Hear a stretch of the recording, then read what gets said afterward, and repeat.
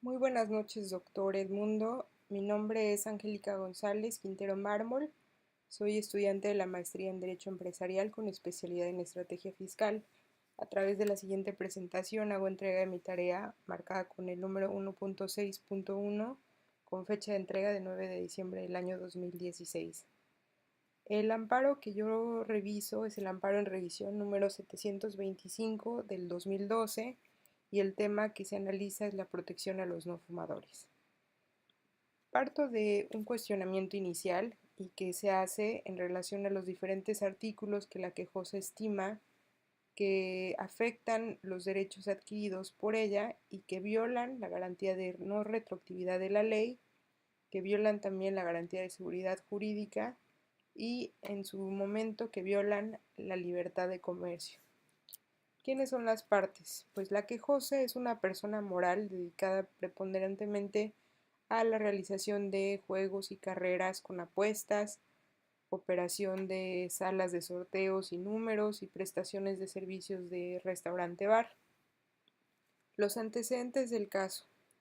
Bueno, todo inicia con una demanda de amparo que se presenta el 3 de octubre del 2008 y en el cual es una demanda de amparo contra una ley que, como lo mencioné, es la Ley General para el Control del Tabaco, que fuera publicada en el Diario Oficial de la Federación el 30 de mayo del 2008.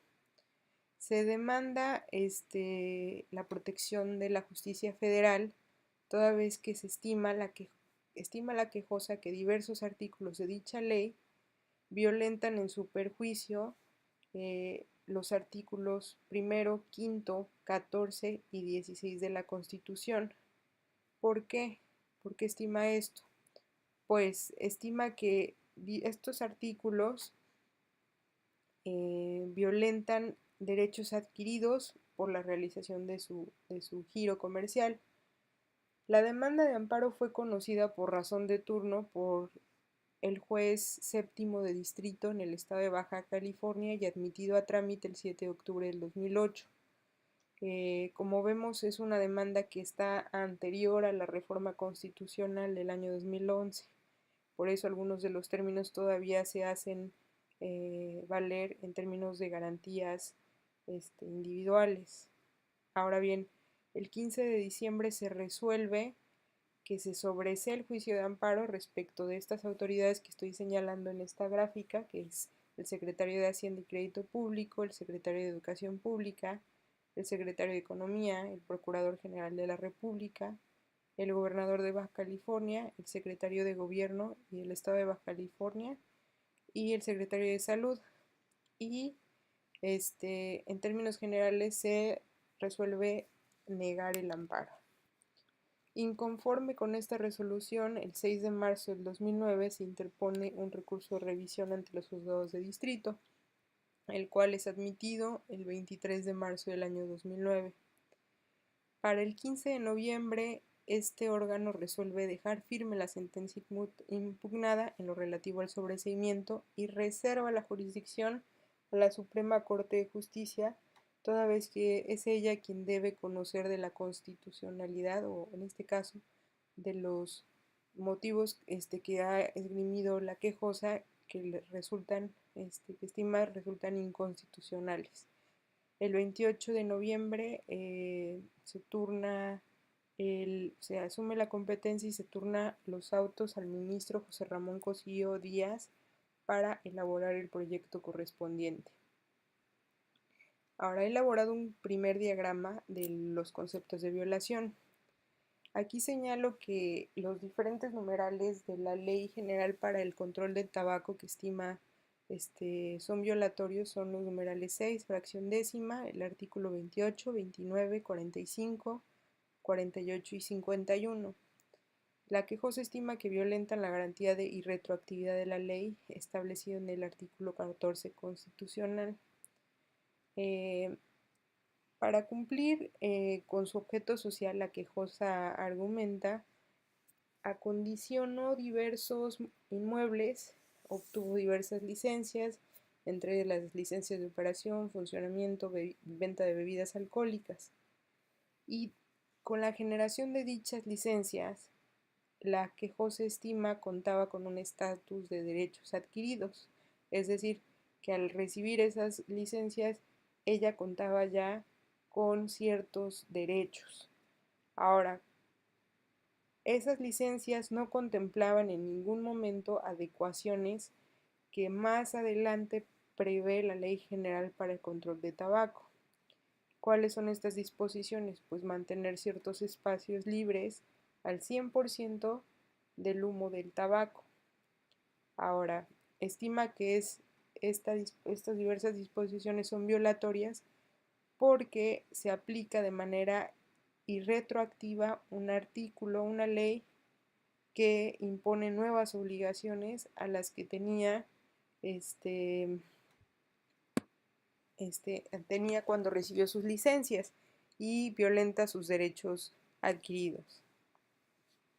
El segundo concepto de violación, la quejosa estima que las disposiciones impugnadas son violatorias de la garantía de audiencia, toda vez que el gobernado pues tiene derecho a ser escuchado antes de que se realice cualquier acto de autoridad y que pueda privar en su perjuicio pues alguna de sus garantías. ¿En qué se refiere esta garantía de audiencia? Hay 4 elementos. La primera, la existencia de un juicio previo obviamente a la privación, que se lleve ante un tribunal que haya sido establecido con antelación, que en el proceso se sigan ciertas formalidades esenciales y que el derecho originario del juicio se encuentre regulado antes de que se inicie el procedimiento.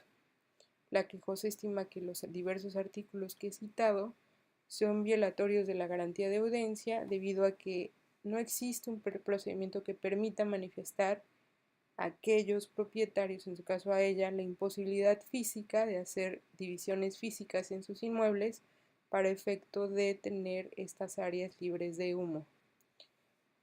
Toda vez que la autoridad actúa de manera unilateral respecto a la determinación de qué espacios deberían o no ser divididos o separados, pues estima constituye un acto privativo que se da de manera posterior sin que ella haya tenido una garantía en la que haya podido expresar pues su imposibilidad, ¿no? De poder hacer este tema, ¿no? Esta división. La quejosa estima que debería existir un procedimiento previo tendiente a determinar la prohibición de fumar en cada establecimiento y si éste amerita ser calificado como un espacio 100% libre de tabaco. En la siguiente diapositiva hago un diagrama del tercer concepto de violación. Y en este, la quejosa estima que los artículos 45, 46, 48, 49 y 51 de la Ley General para el Control del Tabaco violentan la garantía de seguridad jurídica establecida en el artículo 14 constitucional. Estima en su argumento que toda vez que estos numerales importan las sanciones o implican las sanciones para el incumplimiento de diferentes artículos de la Ley General para el Control del Tabaco, toda vez que si estas normas prevén obligaciones que son inconstitucionales, pues por mayoría de razón las normas que prevén sanciones de dichas obligaciones deben ser igualmente consideradas inconstitucionales. En la siguiente diapositiva hago un análisis o un diagrama del cuarto concepto de violación.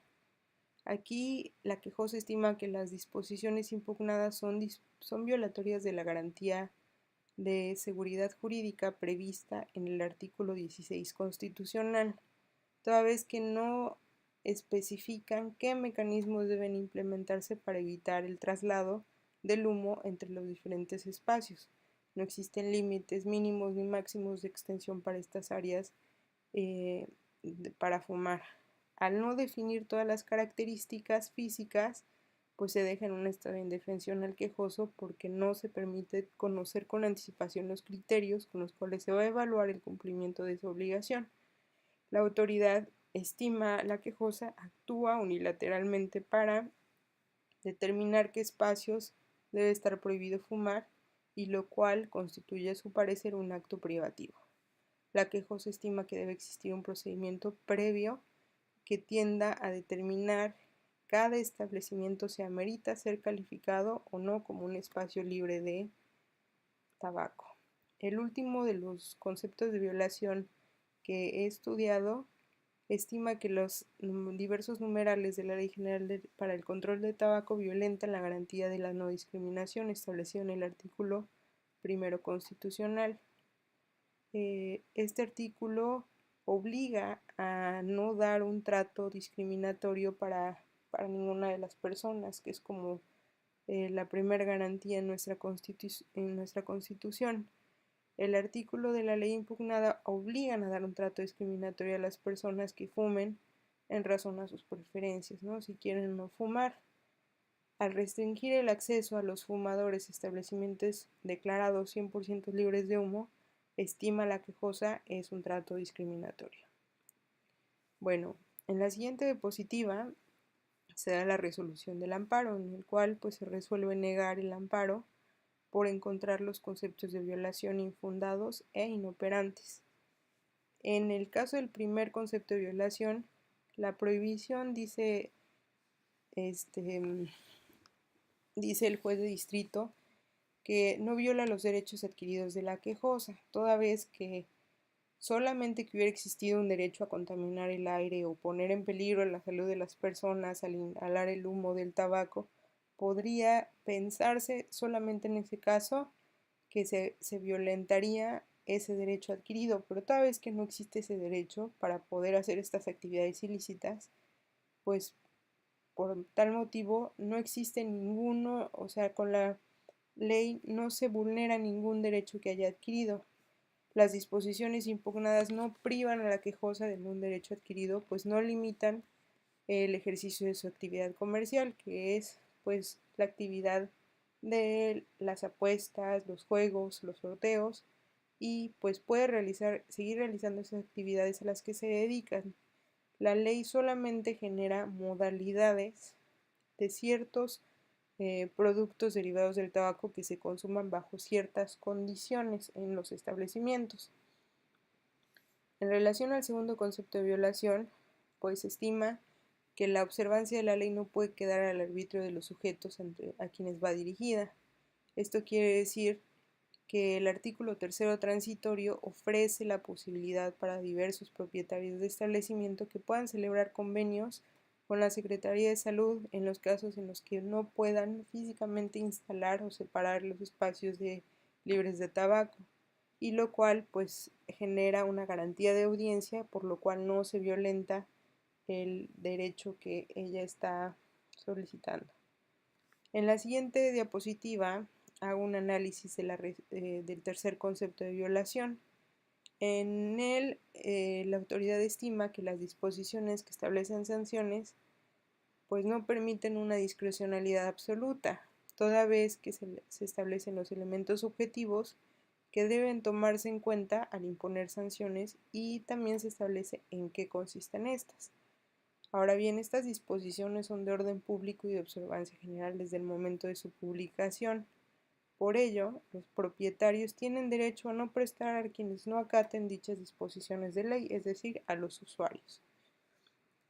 Hablando del cuarto concepto de violación, el juzgador reconoce que se emplean expresiones con cierto grado de indeterminación, pero esto no es un problema propiamente de inconstitucionalidad.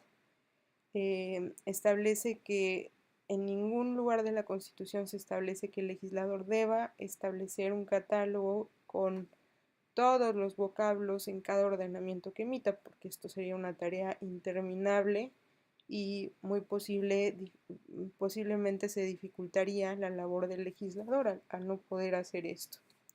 Ahora bien, el quinto concepto de violación, el juzgador califica de inoperante el planteamiento en el sentido de que la prohibición de fumar transgrede la garantía de igualdad, toda vez que pues encuentra que no dicho planteamiento, pues la quejosa no se encuentra legitimada para hacer ese planteamiento porque no resiente un perjuicio de manera personal y directo en su esfera jurídica. Se está hablando de una violación que podrían sufrir terceros y no la propia quejosa.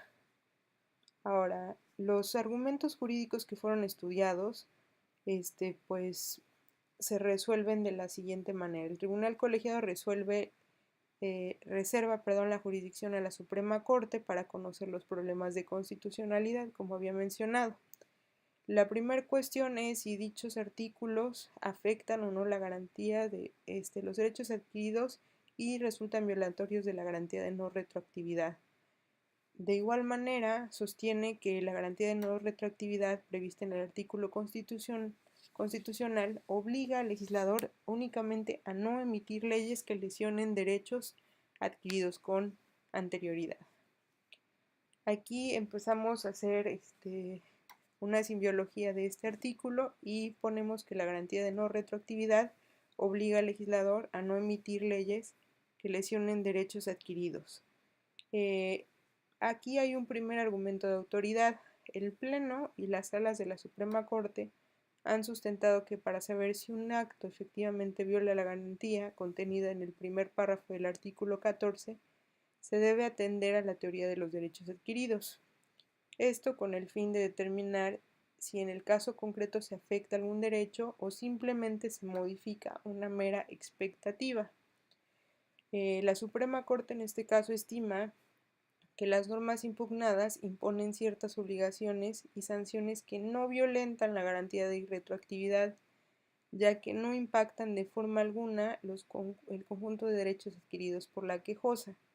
En este caso se trata nuevamente, confirma el criterio de modalidades para el ejercicio de ciertos derechos que están justificados por la necesidad de proteger la salud y la vida de las personas. Asimismo, señalan otro diferente argumento de autoridad, en el cual se estima que una licencia que autoriza un giro comercial no se puede entender como un conjunto de derechos adquiridos por su titular para operar en condiciones idénticas a las que obtuvo, es decir, contar con una autorización para realizar ciertas actividades no exime a su titular de cumplir con las condiciones que impongan las nuevas normas. Por ello, no se puede considerar que haya una aplicación retroactiva. En la siguiente diapositiva se hace un silogismo jurídico. Si la garantía de no retroactividad genera una obligación de no emitir leyes que lesionen derechos adquiridos, si la Ley General para el Control del Tabaco solamente da modalidades y las modalidades no implican lesiones a derechos adquiridos, entonces la Ley General para el Control del Tabaco no viola la garantía de no retroactividad. Ahora, el segundo de los argumentos es si se violenta la garantía de la seguridad jurídica. Aquí el quejoso estima que las normas impugnadas crean inseguridad porque señala categóricamente que espacios deben estar destinados para espacios libres de humo, sin establecer los lineamientos que deben tener las autoridades para verificar que estén aislados y que en esos espacios no se fume. Aquí la Suprema Corte dice que el legislador no está obligado nuevamente a definir con exactitud cada uno de los términos que emplea al redactar las leyes. Esta exigencia se traduciría en una labor interminable que imposibilitaría la función legislativa. Entonces, propiamente dice que no, las leyes deben permitir que se puedan adecuar a las circunstancias específicas y por ello no resultan violatorias. En este caso, pues realmente no hay un silogismo, porque lo que dice es que es una imposibilidad elaborar un catálogo de vocablos para cada una de las leyes, porque esto sería muy difícil. Pero bueno, este argumento a mí me parece que es muy débil.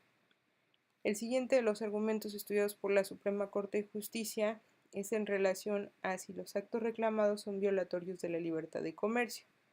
Nuevamente se hace un argumento de autoridad y se señala que por un criterio del Pleno de la Suprema Corte de Justicia, las restricciones para no fumar no requieren de un escrutinio estricto, por lo cual no se hace una distinción del artículo primero constitucional. ¿Cuáles podrían ser aquellas categorías donde sí podría darse una distinción o discriminación? Pues aquellas discriminaciones que se dieran por origen étnico o racial, por género, edad, capacidades diferentes, religión, estado civil, entre otras. Las normas que prohíben fumar en determinados espacios no son violatorias de la libertad de comercio, porque si bien restringen actividades que se pueden llevar a cabo dentro de establecimientos, no se incide en el núcleo del derecho de la actividad comercial que se prefiera. Es decir, yo me puedo dedicar a lo que sea con independencia de las modalidades que me autoricen o no las diferentes legislaciones, leyes, perdón. La forma en el cual se ejerce este derecho no constituye una barrera de entrada, pues no condiciona la posibilidad de explotar ese establecimiento comercial. Entonces tenemos el siguiente silogismo. Si la garantía de no discriminación se da solamente cuando no hay las diferentes actividades que podrían considerarse como no discriminatorias, como sería la discriminación por origen étnico, nacional, género, edad, capacidades diferentes, religión, preferencias sexuales. Como la ley, la libertad de fumar no es una condición de discriminación, entonces esa libertad de fumar no representa una violación a la garantía de no discriminación. Como conclusión, yo encuentro que el resultado al que llega la resolución de la Suprema Corte de Justicia me parece que es adecuado, pues me parece, coincido, que no se violentan los principios de retroactividad, seguridad jurídica o libertad en el comercio. Sin embargo, estimo que los argumentos utilizados fueron descritos pobremente, obviando razonamientos jurídicos que eran importantes para los silogismos, es decir, no me pareció que existía demasiada claridad con la cual se hacen estos argumentos y se me hace que esto fue en detrimento, pues para que cualquier persona pudiera llegar a las mismas conclusiones. Me pareció una conclusión adecuada, pero los argumentos me parecieron muy pobres. La sentencia, me parecía que la sentencia de la Suprema Corte repetía los mismos argumentos del juzgado de distrito. Y bueno, pues esto me parece que pues no aportó mucho en la sentencia de revisión el repetir un criterio que ya se había dado anteriormente. Y bueno, eso sería todo. Agradezco mucho la atención prestada y quedo atenta a sus comentarios finales. Muchas gracias.